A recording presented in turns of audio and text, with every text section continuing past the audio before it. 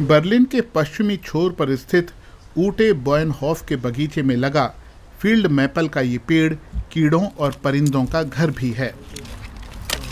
स्थानीय अधिकारियों के अर्बन क्लाइमेट ट्री अभियान के तहत ऊटे को ये पेड़ तोहफे में मिला।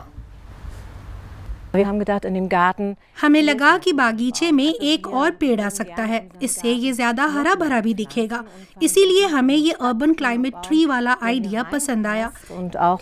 यहाँ उसे नया घर मिलेगा तो हमने अर्जी लगा दी कि हमें भी एक पेड़ चाहिए। जिनके पास अपनी जमीन थी और जो पेड़ की देखभाल के लिए प्रतिबद्ध थे, वो लोग अर्जी दे सकते थे। कोई व्यक्ति हो या स्कूल, खेल क्लब और बिल्डिंग मैनेजमेंट कंपनियां भी। ये अभियान हॉर्टिकल्चर इंजीनियर बेआटे रीसमान ने शुरू किया क्योंकि बीते 150 सालों में उनके शहर का तापमान पूरा 1 डिग्री सेल्सियस बढ़ चुका है। नए पेड़ रोपना बहुत जरूरी है। अपने बायोमास की बदौलत पेड़ हमारी जिंदगी की क्वालिटी को भी सुधारते हैं, खासकर शहरों में।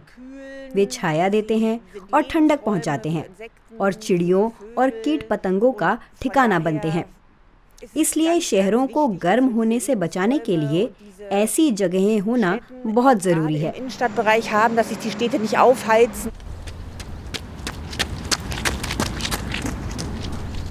दुनिया भर के शहरों में करीब 10 अरब पेड़ लगे हैं। शहरों में जमीन की कमी को देखते हुए ये संख्या अच्छी खासी है।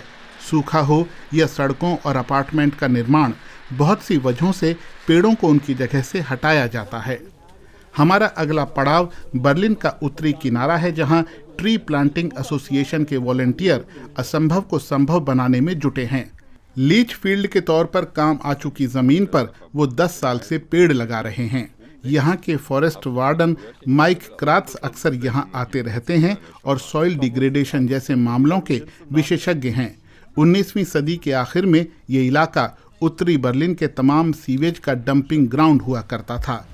कैडमियम, लेड, कॉपर और जिंक से कुछ मात्रा में संक्रमण अभी भी है। अगर आप इन पुराने लीच फील्ड्स में घूमें तो आपको पूरी तरह से बंजर इलाके भी मिलेंगे, जहां कोई घास भी नहीं उग रही।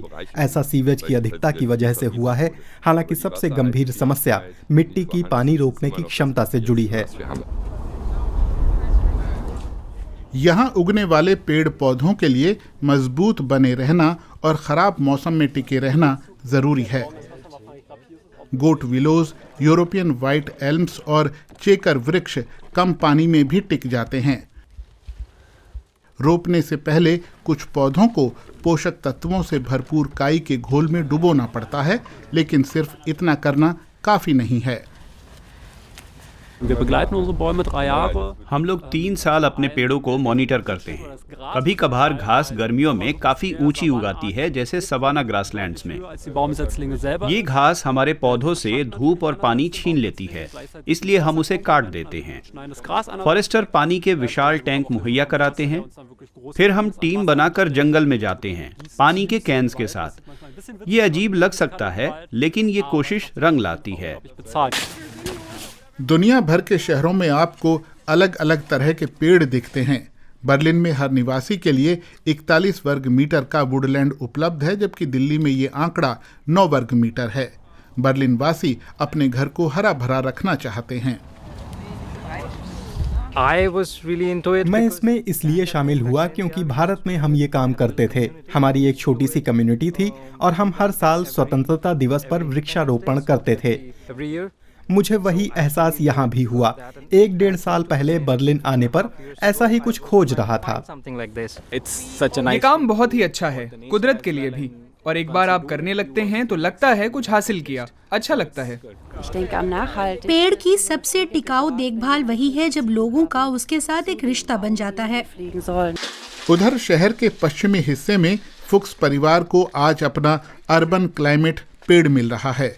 शेड बुश ट्री अच्छी छाया देते हैं और कीड़ों को भोजन भी। इस परिवार को पता है कि पेड़ की देखभाल करना कोई आसान काम नहीं है। काफी काम होगा, खासकर गर्मियों में। तब उन्हें रोजाना पानी चाहिए होगा, बाकी पेड़ों की ही तरह। अर्बन क्लाइमेट पेड़ सस्ते नहीं हैं। इनकी कीमत करीब 300 यूरो है। अधिकारी कहते हैं कि बर्लिन के स्पांडाउ इलाके में अब भी हर साल जितने पेड़ लगाए जाते हैं उससे ज़्यादा काटे जा रहे हैं। उधर ऊटे बॉयनहॉफ के बगीचे में फील्ड मैपल का पेड़ शान से खड़ा है। इसने अपने पहले 3 मुश्किल साल काट लिए हैं, तो अब वो खतरे से बाहर है और उम्मीद है कि वो 200 साल तक जिएगा।